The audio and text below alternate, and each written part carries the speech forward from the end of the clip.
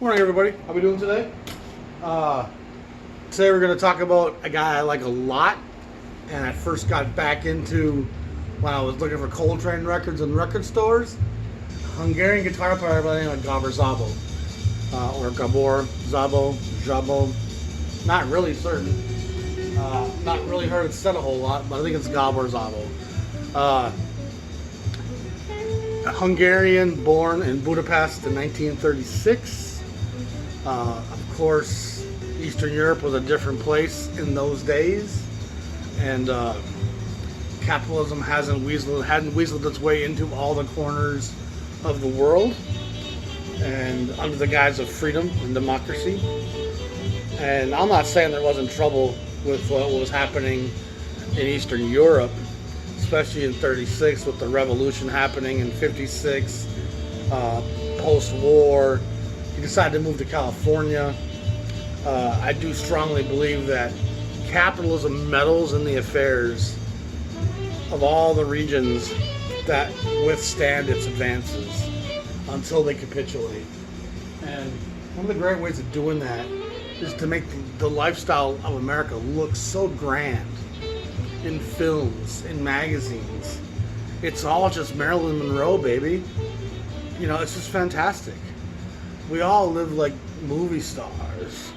And I think there's an image of what living in America looks like to people in Angola and Bangladesh and Indonesia. And it's probably less so today because the internet gives you so many more options of the truth. But in the 40s, 50s, and 60s, and 70s, the view of the Western world and its freedom was certainly kind of jaded, I think, in those places. And it drove a lot of people to say they wanted to come here. And I'm sure the standard of living is better here, but it's often at the expense of those other places. So it's not really a fair playing field to say, oh yeah, we live so much better here under capitalism. We live better under the pool of blood that we bathe in daily. But I'm not going to talk politics today. I'm trying to move on from that at times. I still want to discuss it at times. But again, my vision for the world, the unity that I would like to see, I don't think the greed principles of capitalism can ever get us there. The Gene Roddenberry Star Trek future isn't built on capitalism. It's built on socialism and sharing. The alternative is the Star Wars Darth Vader reality. And there's a lot of tyranny. And a lot of times that tyranny is sold to the people of the empire as, we're doing this to protect you. But anybody outside the empire knows better. And if you lived outside of Rome, you knew all the things that Rome said that the people of Rome might believe. If you lived in the outlying regions of Gaul, Asterix might not have believed that shit. Shout out to any Asterix fans out there. Big fan. Loved him as a kid in Canada. I still have his whole collection up until one that came out a couple years ago. So it's fun reading. It's fun to look at the parody of the Roman Empire and how it kind of even comments on the modern world a lot. Anyway, he moves to California in 1956 it is. And he ends up going to school in Boston at Berkeley School of Music from 58 to 60. Goes back out to the West Coast, and he hooks up with the fantastic, wonderful, ebullient Chico Hamilton. And Chico has a long West Coast history, and in a lot of ways, if you ask me what the West Coast COOOL is, it's Brubeck and a guy like Chico Hamilton. A lot of his chamber music with the cellos on Pacific Records has this kind of cool breezes, melancholy, soft minor keys, gentle resolves. It's never really thrusting and propelling itself through the world like a hard bop current. It's kind of cool. And you listen to a lot of the kids at Contemporary, a lot of the other West Coast stuff, there's a lot of fire going on a lot of it. But Chet Baker was cool. Chico Hamilton doesn't get much cooler than Chico. And that's not to say he doesn't really delve into other things. And by this point on Impulse, he's doing a great little quintet. Charles Lloyd's playing a lot of the horn. George Bohannon plays trombone on this one. Al Stinson's on bass, Gabor Szabo on the guitar, and of course Chico's on the drums. And this is fantastic Impulse stuff. And this is Impulse saying, okay, Chico, put some edge in there, that's fine. You're a long way from Africa Brass. You know, as far out as you go, Chico, you still can't even see Coltrane on the horizon, Chico. So go ahead and do your out thing. And I think actually Creed Taylor probably loved what Chico was bringing to the table. And of course Bob Thiel as well when Creed Taylor left. It's kind of weird how much Creed Taylor is associated with Impulse and yet how short he was really there. His mark is really much stronger at Verve than it is at Impulse. But I think Impulse was the first try to do what he wanted, and Verve became more that realization of what he wanted. And of course CTI was the ultimate Creed Taylor expression of what he thought this music could and should sound like.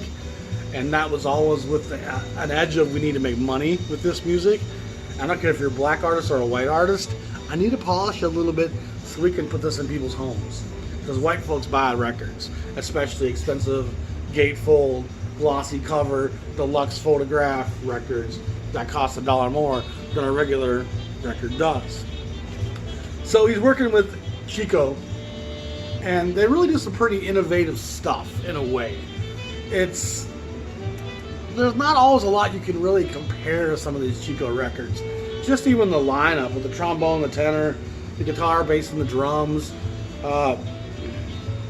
I've just like Gabor with Chico, when I started buying those black and orange spines for John Coltrane back in 1995, 96, 97, digging in record stores.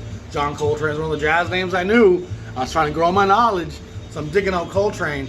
And then you'd see, oh, I recognize that label, that's that Impulse thing. And Gabor and Chico were two of the first guys I started buying in addition to Coltrane stuff. And it's funny, even then, you could really hear the difference between some of that Coltrane stuff that was happening and some of the more accessible stuff. The Ben Webster record, I really like that a lot. But again, early Chico, Charles Lloyd's going to add some edge to this stuff as always. He's definitely kind of the avant-garde of this stuff. And it's a minimal avant-garde, but it's still present. Man from Two Worlds, again, Chico record. I think it's the same group. Oh, it actually drops the trombone. It's just a quartet now. Love this record, love this cover. I've had this for a long, long time. Most of these Chico records will go back to the mid to late 90s for me. Same with my Gabor Szabo records. Chico. This is number A82. So A29 was the first one, pretty early in Impulse. A59, probably 63. A82 is probably 64, maybe 65 even. El Chico. And then the further adventures of El Chico. Gabor appears on all 5 of these records. And I'm actually going to tell people right now, if you see any of these 5 Impulse Chico Hamilton records, it's a very enjoyable experience. By the end, this last one here has Clark Terry on the group, Ron Carter's in the group, Charlie Mariano's on the group. Well, I completely had forgotten Charlie Mariano's on this record. I'm a big Charlie Mariano guy. He's one, to me, of the most gutsy white players I've ever heard. He plays with a ferocity and an honesty, and there's a tension in his playing I just love. That's kind of classic Gabor sound right there.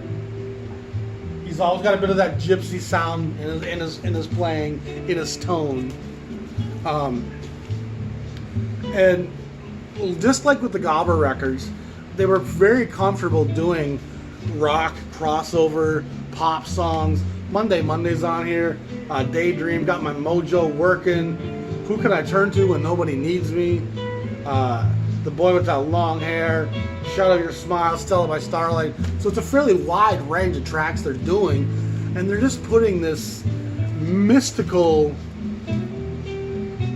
cool, West Coast, hippie campfire, Gypsies over the hill sound that, again, there's not a lot in jazz you can compare to what Chico and then what, of course, Gabor does here on his own.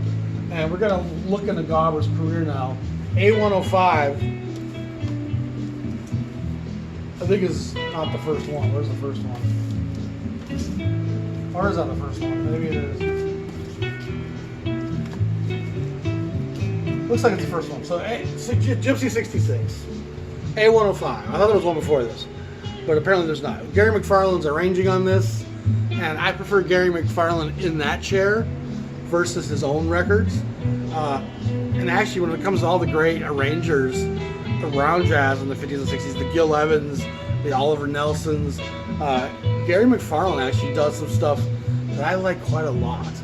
But in part because he's a little more pop accessible, and he's making records for Verve and for Impulse that usually have some Brazilian, some Latin, some samba. McFarlane's not trying to draw a lot of attention to himself, even though he's the arranger of the session, which when you listen to most Oliver Nelson, you are compelled to be like, oh, who's arranging all that stuff? Like, you really kind of notice him. Gil Evans, you kind of notice him. McFarlane is willing to be a little bit more, if you notice me, I'm probably doing too much. And that probably works against him because people kind of bitch about his solo records as being fluffy. And he probably doesn't get the credit he deserves as an arranger because he doesn't demand the attention that the Oliver Nelsons and some of the other arrangers do. So this is Gypsy 66. And yesterday, is it? Yeah. It's in the wrong context. It has a slight elevator jazz sound to it. If you come from Archie Shepp to this, you're gonna be like, okay, what's going on? But by the same time, if you wake up in the morning, there's the smell of fresh bread in the air, there's a cup of coffee on, and your dad's out pulling the mule team, plowing the back 40. It's got a kind of almost medieval charm to it. Taking today's melodies and harmonies, and Gabor really states the melodies. He really lets you know this is what we're playing, and now he's going to take a verse. And there he is, kind of echoing the lyric, which again is often the context of the jazz remix. Is we're going to take the lyric through the eyes of the horn and express and take it to another place, add to what the vocalist had to say. And Gabor's a great player. He's got the training, but he's also got the feel. And in part because when you're Gabor Szabo, you came through your childhood in Hungary, the move to California, the assimilating into a new nation where you probably didn't speak a lot of English back in 1956. So you had to learn that process, and music is one of the great places to find simpatico with other people. You can share a language and a smile and let the verbal language come as you get to know each other. And he seems like he's a fairly intellectual fella, but like I said, I feel like he's driven by a thankfulness that he gets to make a living making this music. And he knows a lot of people who are a lot less fortunate than him. And Impulse gives him a lot of work. Between the stuff with Chico and his own stuff, it's a pretty extended body of work. It's actually 2 different sessions here. Barry Galbraith is on some of this, which is interesting.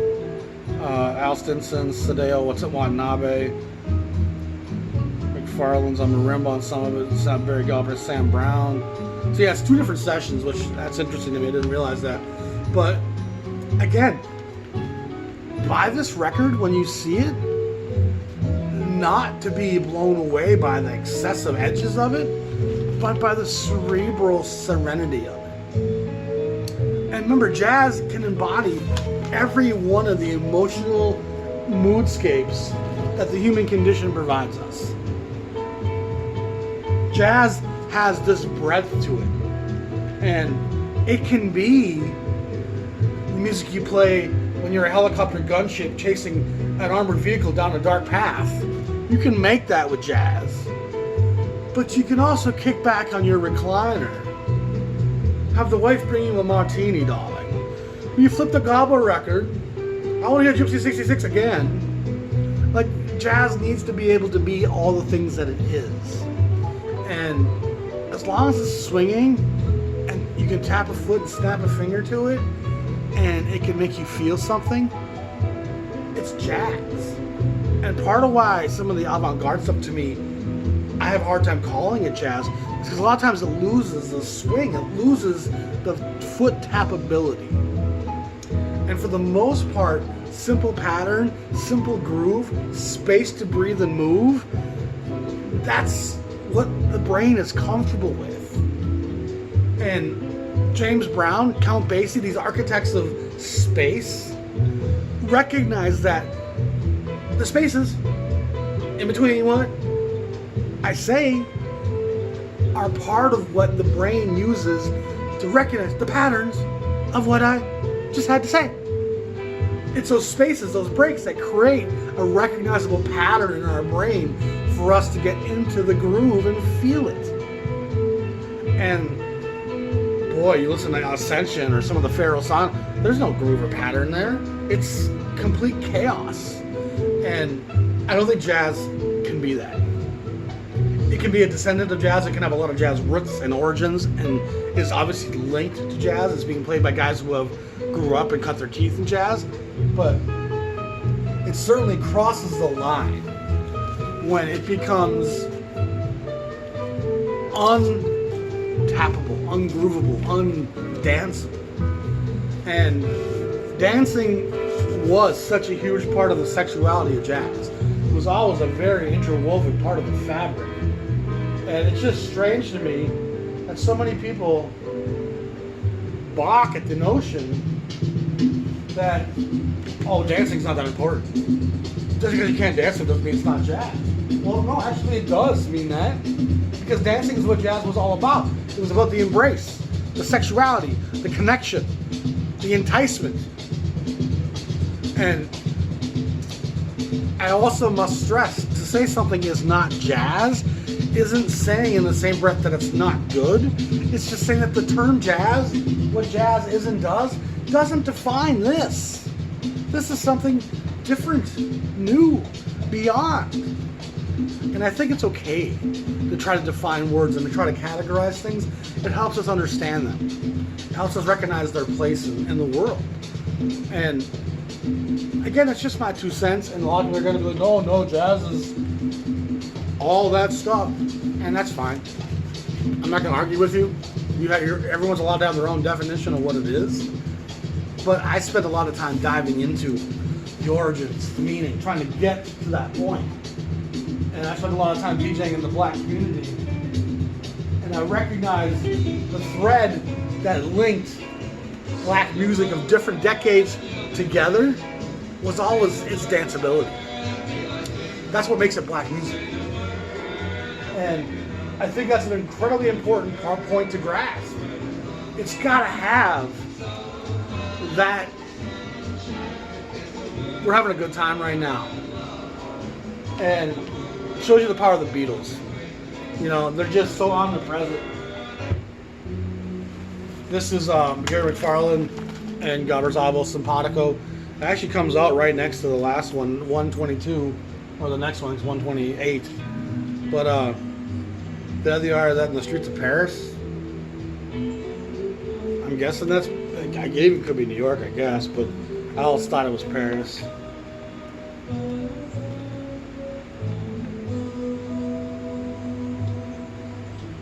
Huh. It says on the cover, Gary McFarlane was riding a Yamaha Jet 100. Gabor Szabo was riding a Yamaha Big Bear.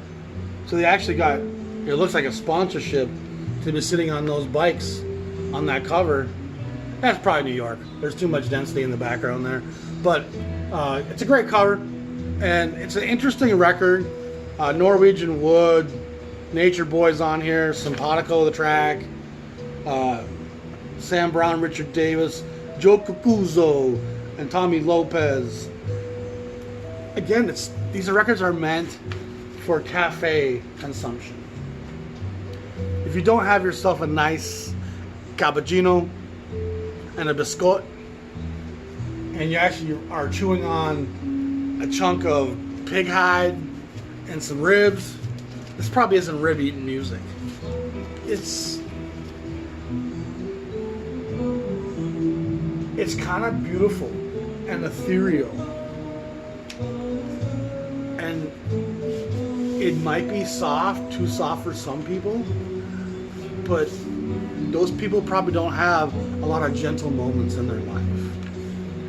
And I hear people once in a while say, oh, I listen to heavy metal when I'm even sleeping. And those people scare me. Because music, like food, should have different colors, templates to match the mood, to match the time of day, to match the temperature outside. We can't eat macaroni and cheese every day, all day. We gotta mix it up. And so our emotional coloring that music often helps provide, you take a scene in a film, strip the music away from it, it suddenly becomes a whole lot more difficult to read the moment. It becomes a whole lot harder to associate what's happening with what I'm supposed to get from this moment. Music illustrates and colors our life. And so when you play music that matches the moment you live in and allow it to feel like it's a part of the soundtrack of your life, I'm sure there's a time to play Pantera. You're in a high-speed car chase. The gangsters are about to get you. The helicopter gunship is bearing down, firing the rounds out of the Gatling gun. Let's walk, Pantera. Let's do it. Put that on there, grind it away. I need that intensity right now to get through this moment. I'm gonna slug it out. But if I'm drinking a cappuccino on a sidewalk in an urban center near a river, I want cafe music.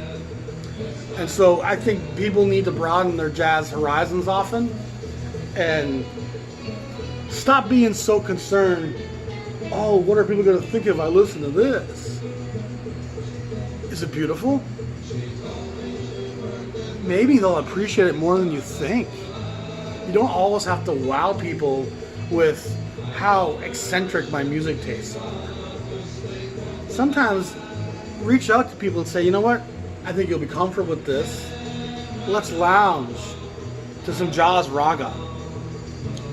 And of course, this is a A128, so probably getting 66, 67 by now. 66. Bob Bushnell's on the guitar here, along with Gabor. Johnny Gregg and Pretty Purdy's on this. Interesting.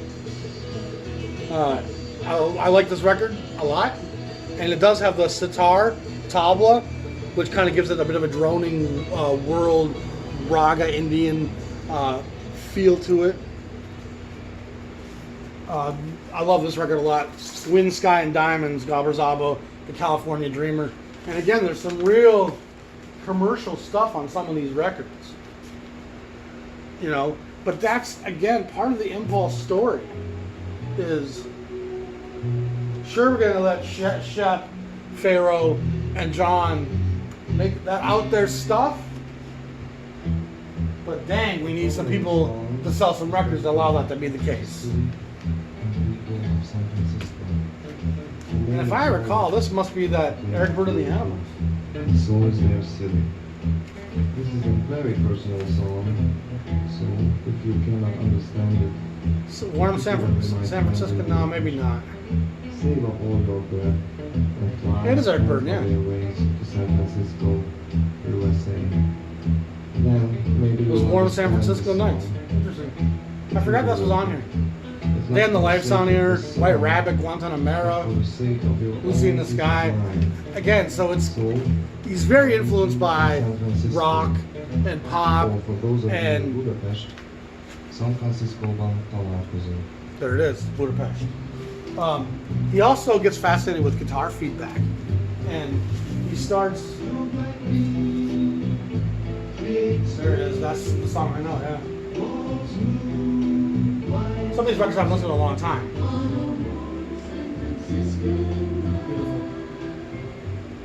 This record here, this is The Sorcerer, and this is probably my favorite Gabor Szabo record. It's got a real psychedelic edge to it, and it's really humid here today. It's going to be in the 90s, and it's high humidity, uncomfortable stuff. Everything's going to stick to you on a day like today. But this is actually a reissue.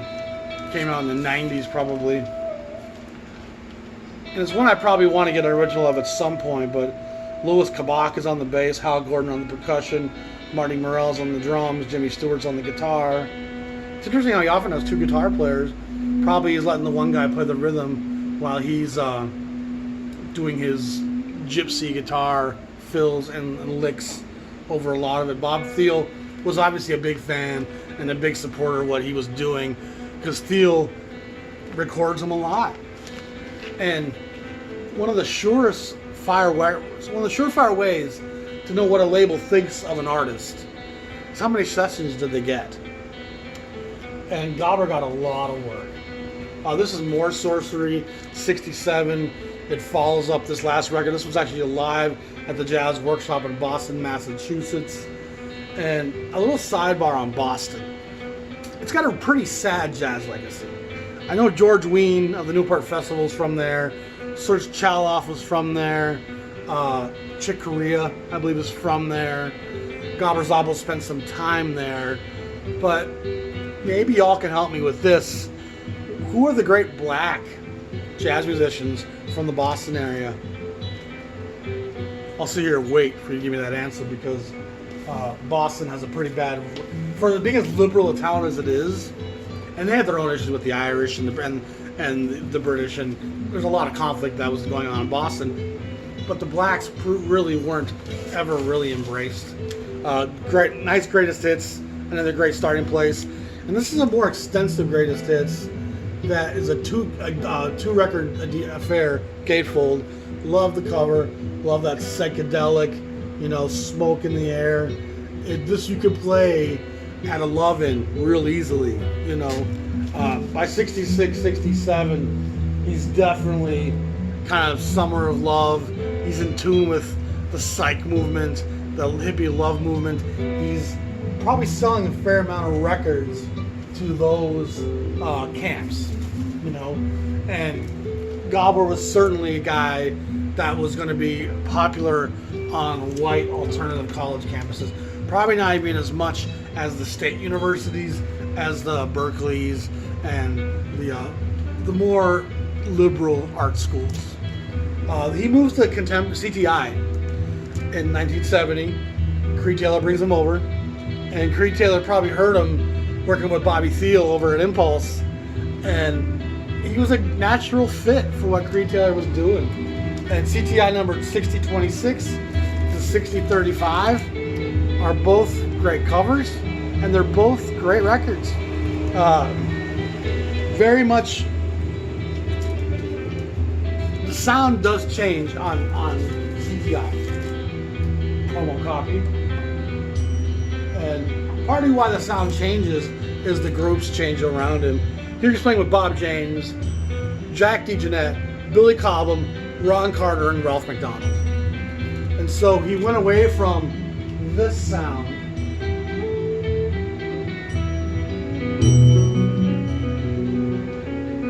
and it maybe doesn't get a huge lead. Still got the bell in there. And it's still definitely Gabor Szabo, gypsy jazz kind of feel. But there it is. That kind of a groove, a little bit more modern, the CTI polish, and putting that little bit of bass in there.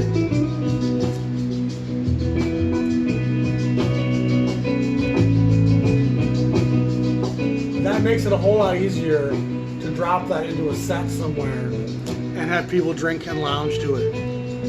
And I honestly enjoy playing lounge sets and happy hour sets as much as I ever enjoy playing heart of the night dance sets. And the only time I really enjoyed heart of the night dance sets was when I had an audience that I knew really well. And I knew I could keep them jumping. That was almost fun. You know, when I had my Triggs Black R&B soul night playing 60s, 70s, 80s, 90s R&B, jazz, soul funk, I knew that room, they knew me, they knew what to expect. And so I could just play and we'd kill them. And I'd have them dance sometimes for 4 or 5 hours. And that's fine. But it's also limiting because you got to keep the energy up. The worst feeling as a DJ is when the dance floor clears out because you played that song that was like, what's that? You know, people don't want to be taught when they're dancing. People don't want to be digging deep when they're dancing. It could be the funkiest, most danceable shit in the world, but if they don't know it, half the dance floor is going to leave. Some people are looking for a break to sit down anyway. Like, oh, I don't know this one, we'll sit down. But for the most part, the ones who are hardcore dancers, they'll dance to anything that's got a pocket to it. But if you keep playing songs people know, you can keep that dance floor jam-packed, but it does limit what you can play. And so you have this kind of opening 40 minutes where you can kind of play some more obscure stuff as the crowd's coming in. And then you kind of have built this crescendo around 1, and you slowly start bringing it back down. So by 2 o'clock, it's kind of chill, mellow, and romantic. You know, and you play something like Sade, to end the night. No Ordinary Love. I close more nights at the bar with that song. Could You Be Loved? Marley's probably second, but Sade's No Ordinary Love, I ended my nights with that 1,000 times. It's a nice 6-7 minute track too. It's got a nice little solid groove to it, and you can just let that play and slowly start to fade it out as the lights come up. It's a perfect way to send people home, holding hands, not lifting them. You want them holding hands, go to the car, make some love, darling. What you don't want is fisticuffs. And I remember we would play Pac, Biggie, all the crazy shit. And this is 10, 15 years ago. And all the other clubs in town would be like, oh, you can't play gangster rap. It's going to create fights. But I knew how to play it in the middle of the night up till about 1 o'clock. And then I would start to filter it back out and make it more gentle. And so by the time people were drunk and bar close happened, I had them in a love-making mood. So the last thing they were thinking about was fisticuffs. So Gabor Szabo is a great artist. He actually ends up forming the Sky label with Cal Jader and I know this. Slipped my mind. Can't think of it. But he forms the Sky label, the three of them, and they put some cool records out on that label as well. Cool album covers, and they're pretty much going to be in the same vein as the CTI stuff from that same era. So that's Gabor Szabo. Again, a guy that I've been buying since I first got into Coltrane, because I saw his Impulse records. And these records probably sold pretty well, because Impulse Gabor Szabo records quite a lot more than you see a lot of the other Impulse titles. So I'm guessing they sold pretty well, and I mean it's probably a lot of white cats bought them. And that's who buys records for the most part anyway. You know, that's who's got the disposable income. Appreciate you all. So if you haven't checked out my Patreon page, check it out. Help support me in this endeavor. I'm going to need to have some support coming in order to keep doing it at the level I'm doing it. Thank you to everybody who's already participated. And I'm working hard on that content. I put in probably 5 hours yesterday on that little magazine I'm putting together. It should be cool. I'm excited to show it to people. You all be safe. Appreciate you all. Much love. Peace to the world. Love, Dan.